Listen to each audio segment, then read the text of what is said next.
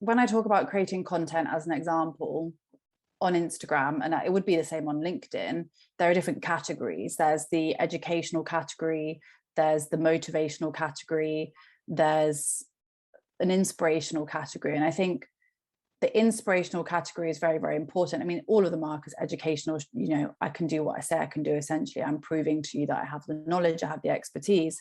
But the inspirational category in particular is very much about emotions and very much about hitting somebody with either how they don't want to feel anymore or how they do want to feel in the future, right? Their wanted transformation. And if you can say to someone, not only do I know how you feel based because I just understand you, but I know how you feel because I've been there. Like, that's one of the principles of selling, or what we call the principles of persuasion, is likability and somebody relating to you. And I think that's one of the biggest things, is that, we don't want to buy from big, lofty, like, names or like people that we don't feel connected to anymore. That's definitely like a shift I've seen in the way that people are buying from smaller businesses.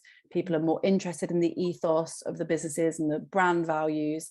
And as a coach, you're a personal brand. So even more so, you sharing your life in whatever capacity feels right for you, that's going to make people be like, wow, I feel so connected to that person. And connection, especially right now, the last 2 years, is so important.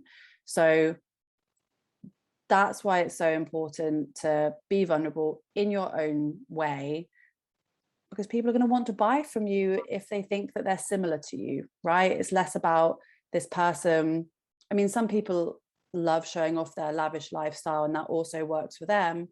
But the reason that I think that I get told I'm so authentic and so real is because I'm just like everybody, not everybody else, but like other people, right? Like I'm relatable. Whereas I do think that there are other people that live lavish lifestyles, who like fly around in private jets or like have a Louis Vuitton handbag. They're not being inauthentic, but we can't relate to that because most people in the UK, for example, don't live like that.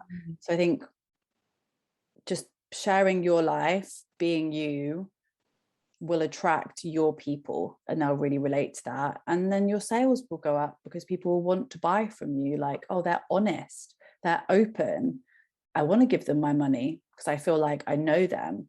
Yeah. That makes sense. It makes perfect sense. And I'm reflecting on a couple of things I remember you sharing late last year sometime. It was almost a, look, I've told you that I've made 6 figures this year, or up to 6 figures, whatever the number was, but I've also had this happen.